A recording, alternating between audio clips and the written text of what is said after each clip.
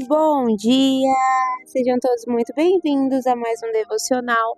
Agora são 6h55, quarta-feira, dia 7 de agosto de 2024. E eu tô na Praça de Governador Portela. Hoje eu tô na Rua do Aroma. É uma rua torta aqui de Portela, é muito bonitinho. E tem várias flores, estou ouvindo vários pássaros. Eu amo esse momento, gente. Então vamos lá. Estamos aqui fazendo a leitura de Gênesis e hoje nós vamos ver a parte em que Isaac faz uma aliança com Abimeleque. Lembram, né? Abimeleque, o rei de Gerar, e Isaac vai fazer uma aliança com ele. De Gerar foram ter com ele Abimeleque e seu amigo Alzate e Ficol, comandante do seu exército. Disse-lhes Isaac: Por que viestes a mim? Pois me odias e me expulsastes do vosso reino, do vosso meio. Eles responderam: Vimos claramente que o Senhor é contigo. Então dissemos: Haja agora juramento entre nós e ti, e façamos aliança contigo. Jura que não nos farás mal, como também não te havemos tocado, e como te fizemos somente o bem e te deixamos ir em paz, tu és agora o abençoado do Senhor. Então Isaac lhes deu um banquete e comeram e beberam. Levantando-se de madrugada, juraram de parte a parte. Isaac os despediu e lhes foram em paz. Nesse mesmo dia, vieram os servos de Isaac e, dando-lhe notícia do poço que tinham cavado, lhe disseram: Achamos água. Ao poço chamou-lhe Seba, por isso Berseba é o nome daquela cidade até hoje, até o dia de hoje. Tendo Esaú 40 anos de idade, tomou por esposa a Judite, filha de Beri, Eteu, e a Basemate, filha de Elon, Eteu. Ambas se tornaram amargura de espírito para Isaque e para Rebeca. Isaque abençoa a Jacó e a Esaú. Tendo-se envelhecido Isaque e já não podendo ver, porque os olhos lhe enfraqueciam, chamou Esaú, seu filho mais velho, e lhe disse: Meu filho. Respondeu ele: Aqui estou. Disse-lhe o pai: Estou velho e não sei o dia da minha morte. Agora, pois, toma as tuas armas, a tua aljava e o teu arco, sai ao campo e apanha para mim alguma caça, e faze-me uma comida saborosa como eu aprecio, e traze-me para que eu coma e te abençoe antes que eu morra. Rebeca esteve escutando enquanto Isaque falava com Esaú, seu filho, e foi-se Esaú ao campo para acampar a caça e trazê-la. Então disse Rebeca a Jacó, seu outro filho: Ouvi do teu pai falar com Esaú, teu irmão, assim: Traze caça e faze-me uma comida saborosa para que eu coma e te abençoe diante do Senhor antes que eu morra. Agora, pois, meu filho, atende às minhas palavras com que te ordeno. Vai ao rebanho e traze-me 2 bons cabritos. Deles farei uma saborosa comida para teu pai, como ele aprecia. Leva-las a teu pai para que a coma e te abençoe antes que morra. Disse Jacó a Rebeca, sua mãe: Esaú, meu irmão, é homem cabeludo e eu homem liso. Dar-se-á o caso de meu pai me apalpar, e passarei a seus olhos por zombador. Assim trarei sobre mim maldição e não bênção. Olha só, eu vou dar uma pausa aqui para já trazer uma reflexão. Vocês estão entendendo o que aconteceu aqui, né? O Isaac fez uma aliança com Abimeleque para que não existisse guerra, não existisse tormenta entre ali as duas potências. E Isaac já estava muito envelhecido, né? Já estava sentindo que ia morrer. E ele pediu para o seu filho e o seu filho Esaú, que era o mais velho, que era o primogênito, ir caçar, como de costume, trazer algo e fazer uma comida saborosa para ele meio que se despedir, abençoá-lo e tal. A mãe, que gostava mais de Jacó, ouviu e foi lá em Jacó e falou: Teu pai quer que teu irmão faça isso. Vai lá e faz, e a gente engana ele. Ele vai pensar que foi tu e vai te abençoar. Olha só que loucura, gente. Como que eram as coisas. Quanto que as pessoas faziam, né, para conseguir a bênção de Deus. Só que era com as motivações erradas. Conseguir a bênção de Deus dessa forma não é o certo. E ele, por não enxergar mais direito, ela queria enganá-lo, tipo, que ele passasse, que ele comesse a comida que ela fez e pensasse que Jacó era Esaú e abençoasse Jacó ao invés de Esaú. Olha que loucura. Dar-se o caso de meu pai me apalpar e passarei aos olhos por zombador, assim trarei sobre mim maldição e não bênção. Respondeu-lhe a mãe: caia sobre mim essa maldição, meu filho. Atende somente o que eu te digo e vai trazemos. Ele foi, tomou-o e os trouxe à sua mãe, que fez uma saborosa comida como o pai dele apreciava. Depois tomou Rebeca a melhor roupa de Esaú, seu filho mais velho, roupa que tinha consigo em casa, e vestiu Jacó, seu filho mais novo. Com a pele dos cabritos cobriu-lhe as mãos e a lisura do pescoço. Então entregou Jacó, seu filho, a comida saborosa e o pão que havia preparado. Jacó foi a seu pai e disse: meu pai. Ele respondeu: fala, quem és tu, meu filho? Ele já não enxergava. Respondeu Jacó a seu pai: sou Esaú, teu primogênito, fiz o que me ordenastes.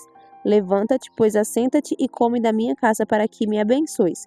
E olha só, em outro momento, lá quando Esaú chegou do campo, cansado, sem cabeça para negociar, aceitando qualquer coisa, Jacó já tinha comprado o direito da primogenitura dele. Só que Jacó ainda queria mais o quê? A bênção agora. Disse Isaque a seu filho: como é isso que pudestes achar tão depressa, meu filho? Ele respondeu: porque o Senhor, teu Deus, a mandou ao meu encontro. Olha só, ainda mentiu, disse que o Senhor tinha mandado a caça ao encontro dele. Então disse Isaque a Jacó: chega-te aqui para que eu te apalpe e veja se és meu filho Esaú ou não. Então ele já estava meio que desconfiado, né?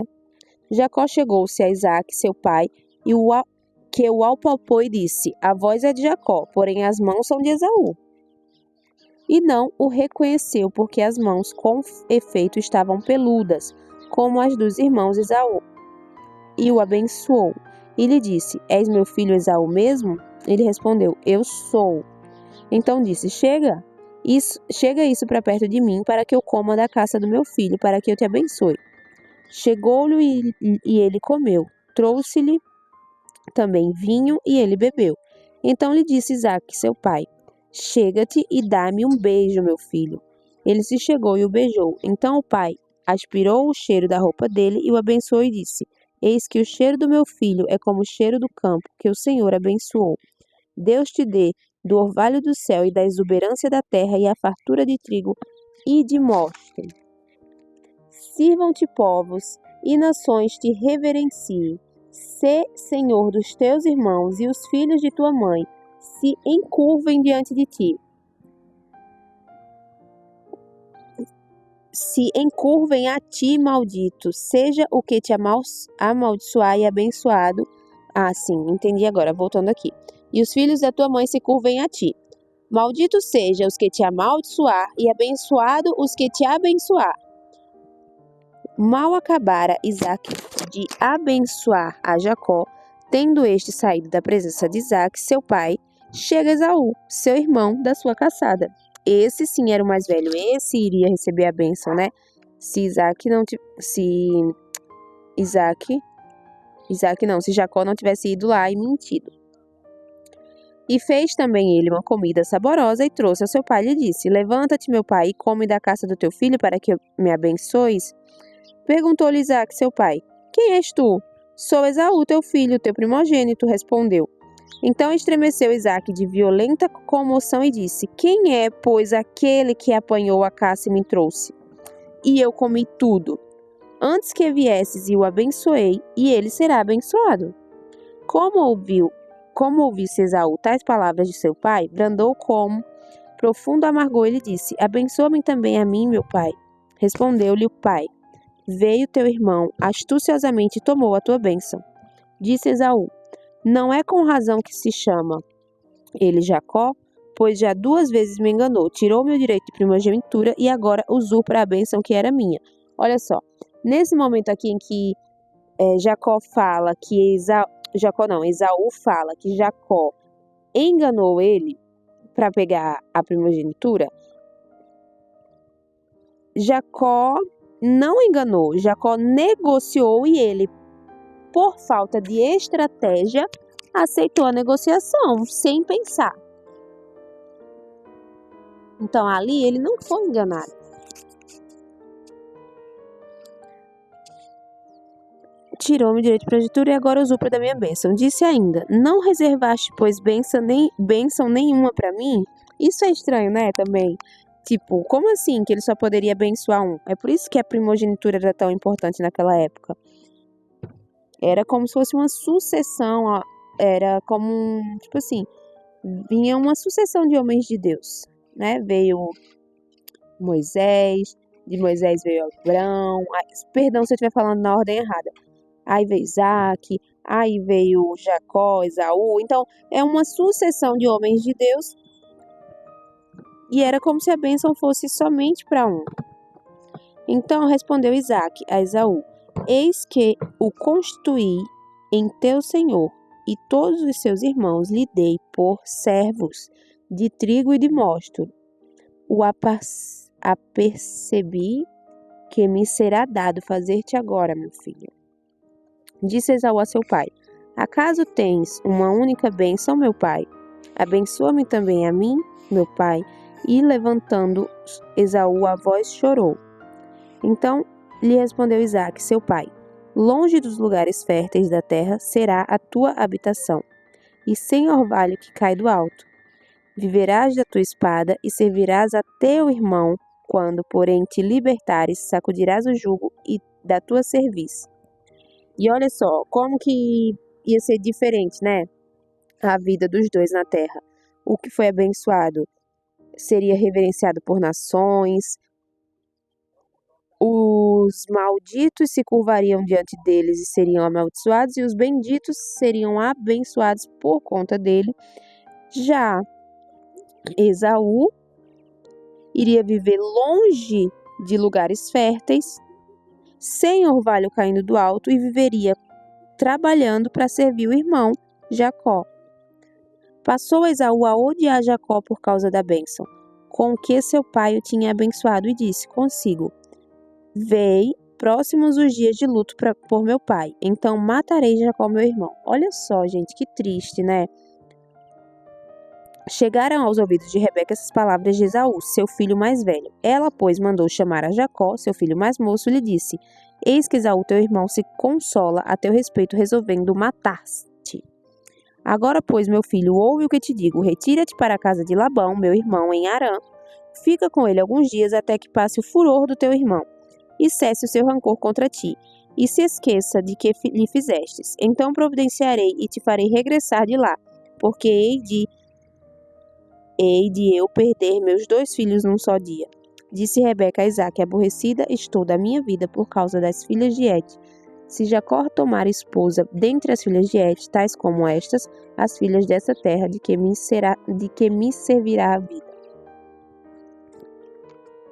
Então aqui, ó, foi muita coisa, né? Muita informação, foi bem complexo. Mas por que vocês acham que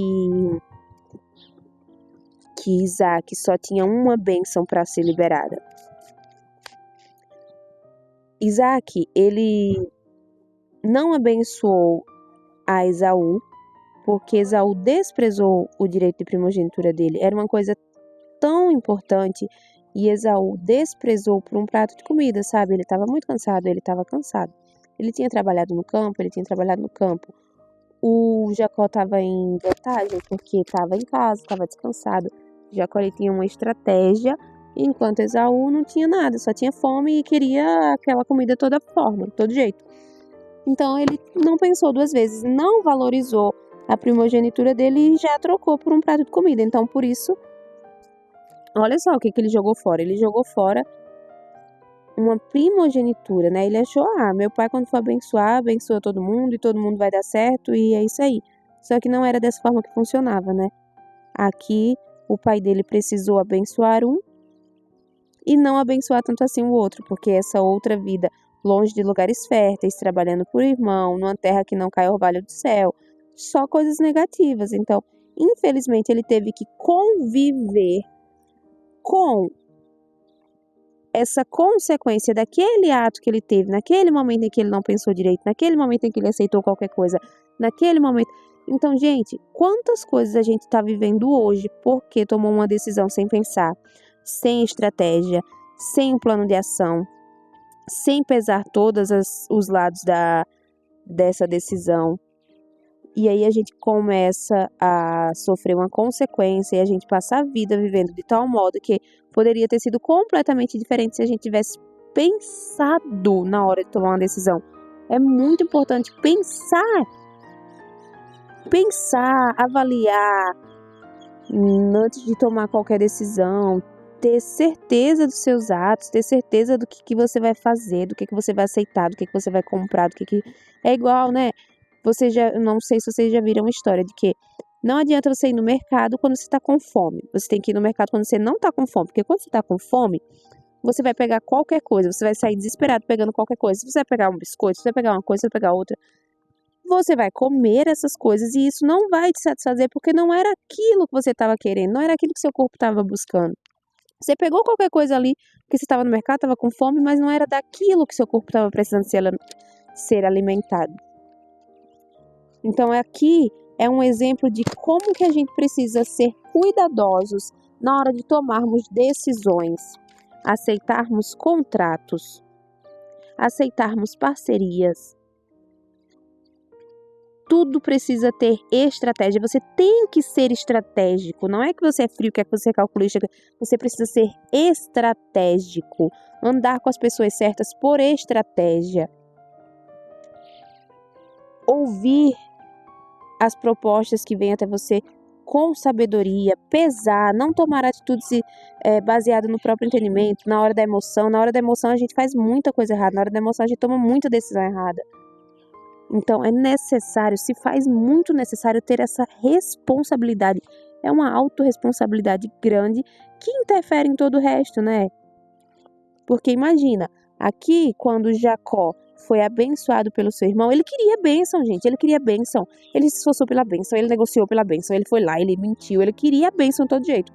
E Esaú, que tinha, nem ligava, nem valorizava. Então muitas vezes nós somos assim também, né? A gente tem uma coisa que aos olhos de outra pessoa é incrível, é valioso, e a gente nem quer. A gente nem liga, a gente nem vê o valor naquela determinada coisa.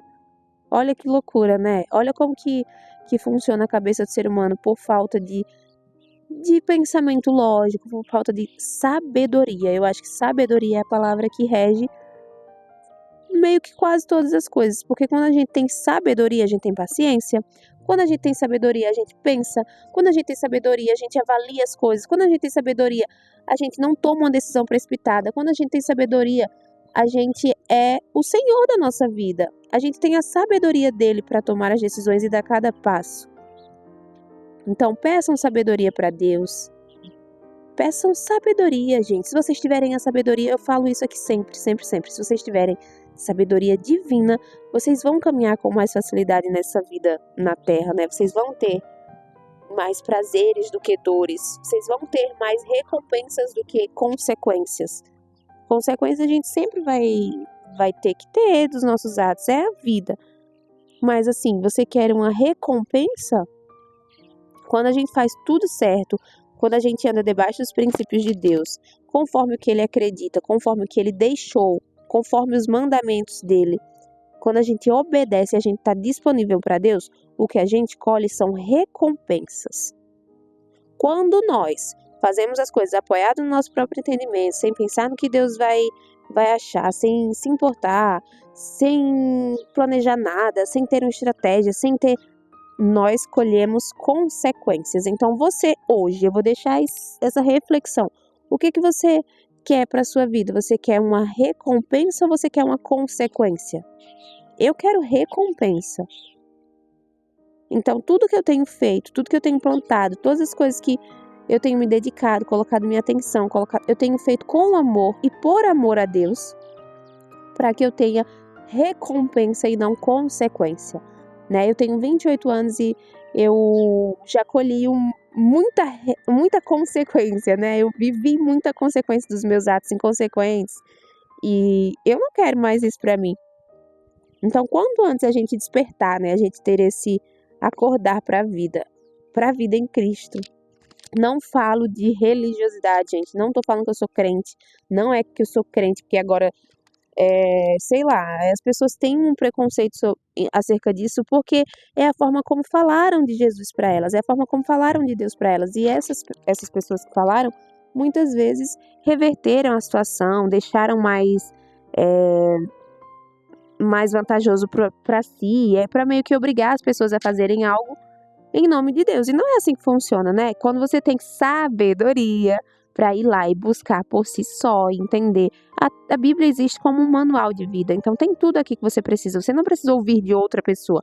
Obviamente que é indispensável você ter um mentor, alguém mais velho, que entenda, que tenha sabedoria para te ajudar a fazer isso que a gente está fazendo aqui, a fazer essas reflexões, a fazer essas traduções, a ler, interpretar e meditar na palavra. É importantíssimo que tenhamos alguém assim. E isso onde é que a gente encontra? Em lugares onde Deus já se manifesta. Em uma casa de oração, em uma igreja, em um culto de ação de graças. Então, você estar nesses ambientes é indispensável. Mas a Bíblia tem tudo o que você precisa. A Bíblia te ensina a viver direito nessa terra. A Bíblia te ensina a como ter recompensas e não consequências. Então, eu acho que é isso. Eu agradeço a Deus pela palavra de hoje. Eu sou muito grata e feliz fazendo isso. Graças e bênçãos se renovam a toda manhã. Até amanhã!